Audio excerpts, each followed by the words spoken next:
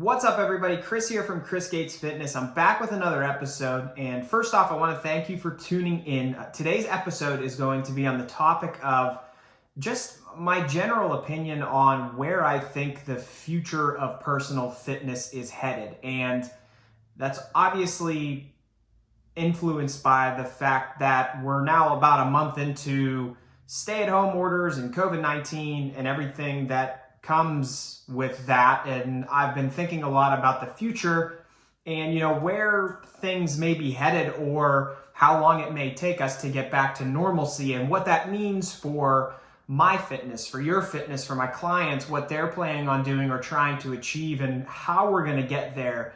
And so I want to dive into quite a bit of that, just what I've been thinking over the last week or so, and then also talk about, from there, okay, where should we go and what should we plan for and how can we figure out how to make the best of this situation, since it maybe looks like it's something that's going to be a little bit longer term than maybe we expected initially. So that's the topic of today, the future of personal fitness as far as I see it here, recording this podcast episode on April 19th. So we'll dive into that soon. Before we do, I just want to remind you that I'm on basically every social media platform there is. So I would encourage you to look me up and give me a follow if you can. These episodes, I put full video of them up onto Facebook and on YouTube. So if you have accounts there, please look me up and subscribe. I also am on Twitter, Instagram, LinkedIn, basically anywhere. This episode and all the other episodes that I do are also recorded as podcasts, which you can subscribe to my podcast channel. I'm on Apple Podcasts for the Apple users and Spotify, which is, pretty much anybody can subscribe on Spotify. So that's where I am. Like I said, if you get a chance and you can, look me up and hit subscribe or hit follow. I'd really appreciate it. Putting out content every week to try and help you reach your health and fitness goals. So that's the goal here. And also, I'm a coach, and part of today's episode is going to focus on coaching. And I would just encourage you to, think about what you're doing personally, and if you see that potentially there may be a need for a coach, somebody to help provide you with guidance, programming, work you towards your goals, or make the best of this current situation. That's what I'm here for. I'm an online coach, and the beauty of that is I can work with anybody, anywhere, any day, any time of day. You can train whenever you want to. We collaborate on putting a program together for you and make it work. So that's everything about me and my business. And with that, let's dive into the topic of the day. So like I said, we're going to talk about the future of personal fitness here. And, I kind of want to just start with mindset. Before we dive deeply into where I see things going and what I think you should do, because I know for myself, and I feel like I've witnessed a lot of other people recently struggling with just having a positive mindset and looking at things the right way or in a way that is productive or helpful. As time has gone on with COVID-19 and the coronavirus, there's obviously been a lot of different models out there that tell you the virus is going to peak at a certain time, or we're expecting, cases to spike here, the amount of deaths to spike here. There's all this stuff about hospital beds and ventilators, all that type of stuff. And, with those models come a lot of predictions from basically everybody. Everybody has an opinion or a prediction on how long this is going to last, on how much it's going to impact you, how much it's going to impact the things that you love. And that really, for every time you log on social media and you see something like that coming from somebody, I know for me that can get tiresome. That can wear on your mind and maybe wear on your ability to have a positive or a productive mindset. And what has really helped me has been to, one, limit the amount of time that I spend on social media. And I think that's good regardless of the pandemic or not, whatever's going on. But really more so than any other time, I've found that that's been productive for me. I do like to go on social media still. I do like to check things out, but I've noticed that the less time I spend on there, the better I find my mental frame to be. And I've found by doing that really whatever the predictions are that people have, or whatever the breaking news is that you're seeing, it really doesn't matter all that much. Like, it's not going to impact your day to day what somebody else thinks about this thing that may impact you. And I'll give you my personal example, because I'm a huge sports fan, and I know a lot of the people that follow me are huge sports fans. I'm anxious to see sports come back, and personally, I'm really anxious and worried about if there's going to be a football season this coming year. And I can go online and find any number of opinions or predictions that will say it's definitely going to happen on time to it's not going to happen at all, and everything in between. And I've just realized that, nobody really knows. And this stuff is evolving daily, and there's no way for any one person to truly be able to predict or tell you what's going to happen. So to subject yourself to all that stuff over and over and over again is just not productive. And I really believe in optimism, positivity, having a mindset that is productive, that works you towards the things that you want to accomplish. And I found for myself personally that focusing on all of that just jibber jabber that's happening on social media is not really productive for me. So in terms of improving mindset and just helping to get through what's going on, I thought I'd share that because I found that to really be helpful for me. Like I said, the less I'm on social media, the less I'm seeing those types of things, and therefore the better I'm feeling overall. And I've also found that as this has been going on and on and on, I mean, I'm now going on about a month straight working from home.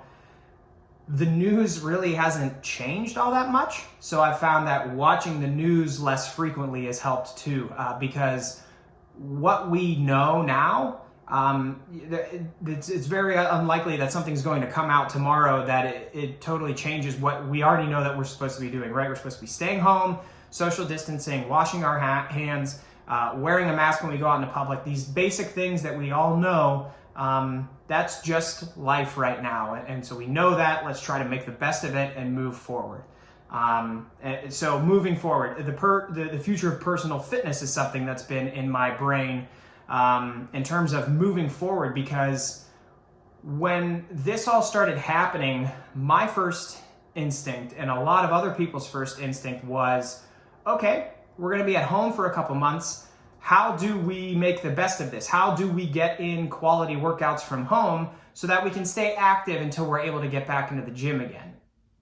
Well, as the seriousness of all this has unfolded, it's become more and more clear that this isn't just a stopgap for fitness and physical activity and healthy lifestyle habits. We're going to be working at this for a long time, I think. And I know, I'm about to dive into an opinion piece after saying that other people's opinions really don't matter. But the point of this is all going to be to talk about how we can set our mindset in the right way and just productively work ourselves forward. So yeah, like I said, I was very much focused on the short term, and over the last week or so, I've been thinking more about the long term. And part of what shifted my focus for this was just, I was thinking about when society starts to be reopened and things like the gym start to open again, whenever that may be, we're all going to have to kind of have a little bit of an inner battle with ourselves to figure out, when is the right time for me to go back to the gym? When am I going to feel comfortable going back into the gym? And I put a poll out on Twitter asking the question. I said, the gym is obviously a place where germs can spread easily. We've always known that. How likely are you to return to the gym as restrictions are lifted and things open back up? And I put that out there, not really having an expectation of getting any one specific answer. The options were, you're definitely going to go back, you're probably going to go back, it's not likely that you'll go back, or you never will go back to the gym.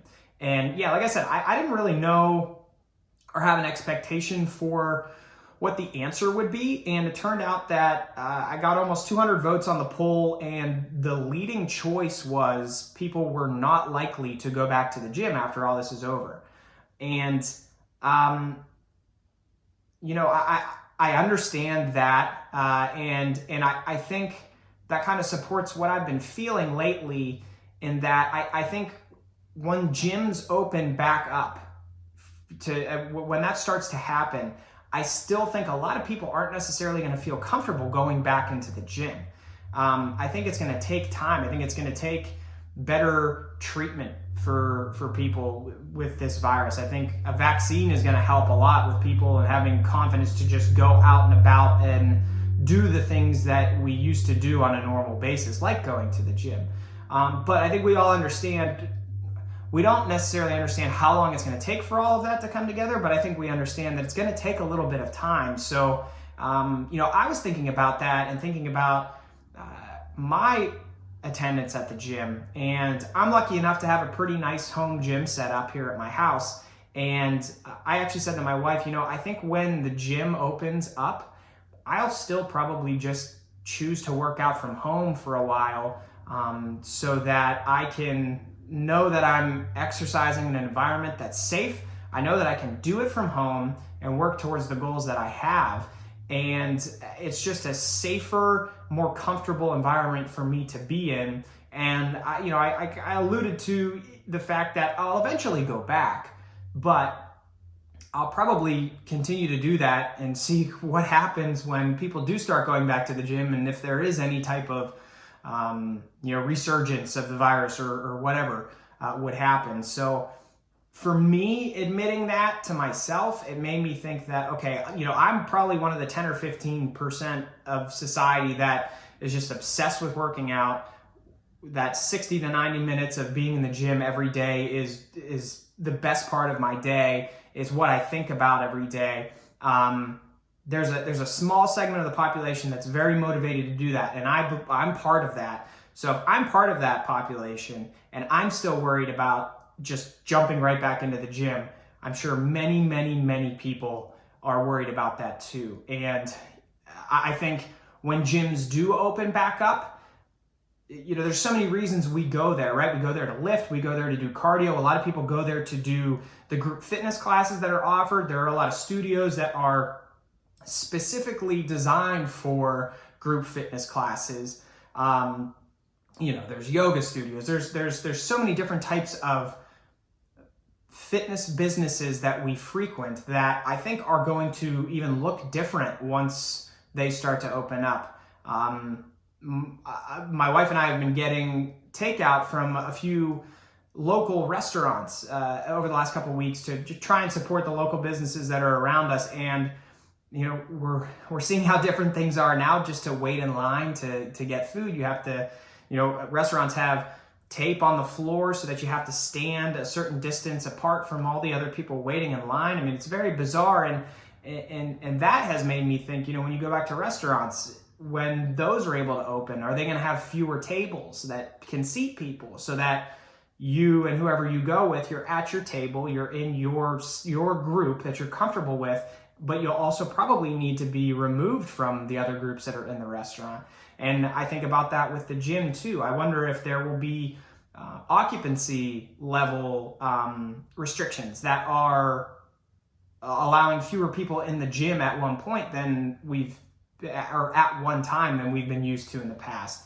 And in those group fitness classes, are the amount of people that are able to attend a group fitness class, is that going to be fewer than it normally is?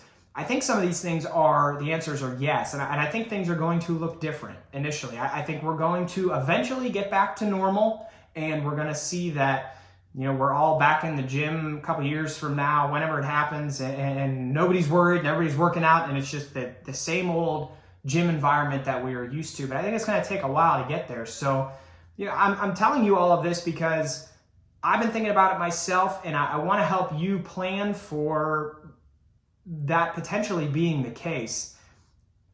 And I think right now is not only is it the time to think about what home workouts can I do, what can I do to stay active, but also think about, okay, I need to find something that works for me right now, which could be those home workouts, but I also need to find something that works for me in a somewhat extended period of time and a somewhat long-term view. I think for any of us, if we have a goal, like say we want to run a race, say you want to build muscle, or maybe you want to lose weight by a certain date, like we have that timeline in our head.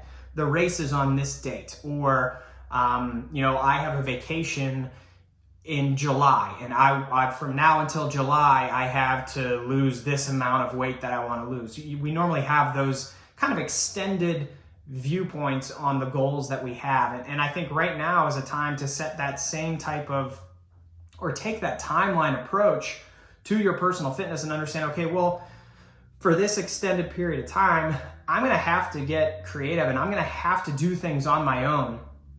What resources are at my disposal, and what can I do or invest in to be able to not only stay active now, but actually progress? Because I think the whole point of setting health and fitness and nutrition goals are to improve health over time, right? I mean, that's at the core of all of this, is to stay healthy and active, be happy, healthy, and strong over time.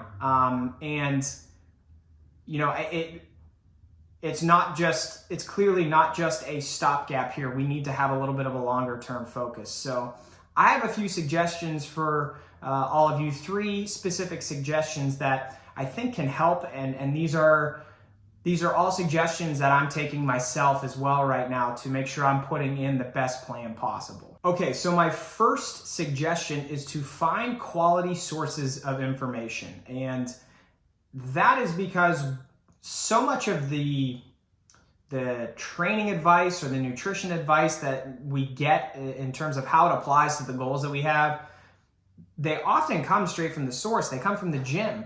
You may have a coach at the gym or a personal trainer that provides you with guidance. You may go to the gym with a friend or a group of friends. You may have some lifting buddies there. Whatever the case may be, we get a lot of our information just from going to the gym, doing the workouts, interacting with the people that are there, and kind of developing a community and a support system.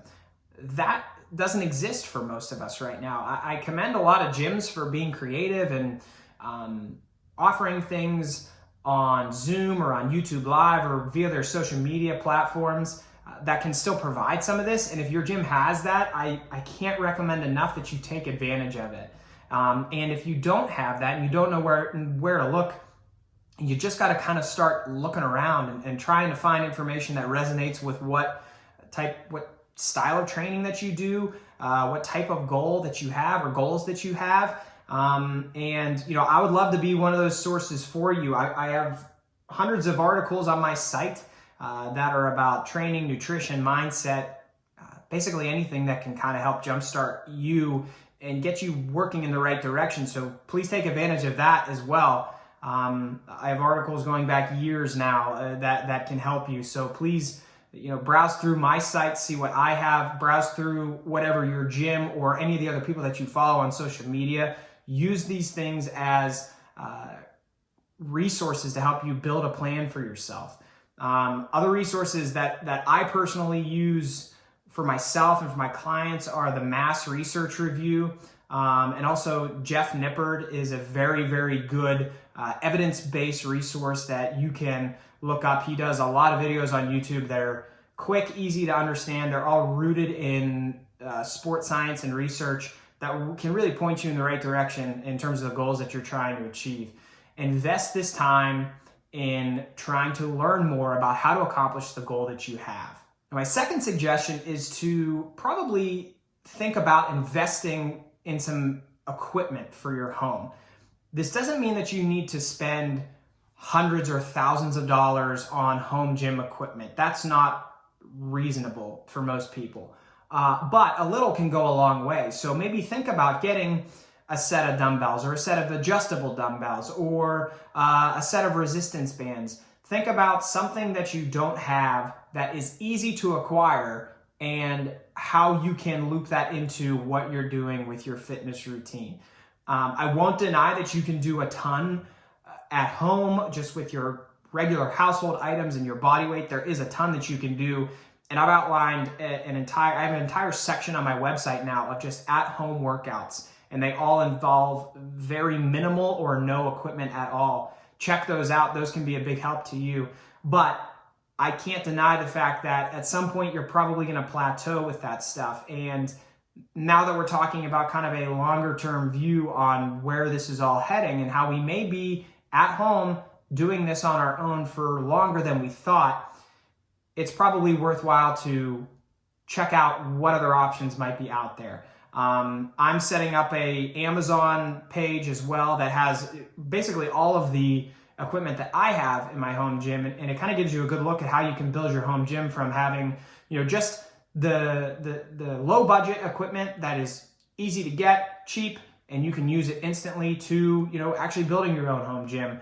So that's out there for you as well that you could check out. But think about investing in that for yourself, because it's most likely going to be necessary for you at some point to, like I said, not only stay active, but progress over time. And my third and final recommendation is to think about hiring a coach. We touched on this a little bit earlier on, that gyms are going to look different. Well, personal training is going to look different probably in the future as well. But right now, personal training really barely exists. There are some personal trainers that are just doing awesome stuff right now on the internet to connect with clients. But for the most part, in-person personal training has disappeared. And if that's going to be that way for a while, and if that's something that you've relied on in the past, there are actually a lot of options out there for online personal training and online fitness coaching that you can take advantage of. And I want to be clear, I tried to not be overly salesy in the stuff that I put out in my articles on social media. I really just try and communicate with people quality information. I hope it helps you. If you want to learn more and work together, you always have that option. I say that in every podcast, and then we normally don't talk about it again until the end of the podcast. But I'm going to put that in here in a little more detail today, because I am an online coach, and the beauty of what I do and the people that I work with is that we can train from any situation. We can train with any access to equipment, from nothing to totally stocked home gym. You can train whenever you want. When we work together, we put together a program that is directly tailored to what you're looking to do and achieve. And you get really daily support, whereas with in-person personal training, you get access to your trainer for that 30 minutes or that hour, and that's it. There's so much support built into the online coaching that I provide that this really might be a good time to think about that if you're struggling with your fitness. One thing that I offer is a service called monthly coaching, which is, it's only $50 a month, and that's actually the average cost of one hour session with a personal trainer in a gym. But this is $50 for an entire month. What we do is we put together a comprehensive plan where you and I collaborate on it. We put together something that's going to work you towards what you're trying to do. And you from there get daily support where we can email back and forth, talk about what questions you have, what type of guidance or assistance that you need. It's really, really comprehensive. It's designed to get you moving in the right direction and give you as much support as possible for that cost. And there are also coaching options that I provide that are even more comprehensive than that. You can find those on my website. I don't want to go on and on and on too much about the coaching that I offer, but I just want to say that I'm here for you. If you need a coach, if you need guidance, this might be a good time for you to think about investing in some type of coaching or personal training online, like I just described. So something to think about. But those are my 3 recommendations. And I just kind of want to go back to the mindset piece one more time before we wrap it up. This is a tough time, and we're all dealing with it the best that we can. And it's taken a while for me to kind of just get to the point where I accept that this is probably going to go on longer than I wanted, longer than any of us wanted. So do everything you can to adopt a mindset and an approach where you understand that we're not going to get back into the gym tomorrow, but we can still accomplish a lot, and start to put the steps together and the pieces in place so that you can work towards whatever goal you have. So that's it for today. Thanks again for listening or watching. Like I said at the beginning, I am on basically every social media platform. You can subscribe to my podcast on Apple Podcasts or Spotify. And look me up on Twitter, Instagram, LinkedIn, Facebook, YouTube. I'm everywhere. So like I said, thanks for listening. I hope you're all doing well. I hope you're staying safe and healthy. And I will talk to you again soon. See ya.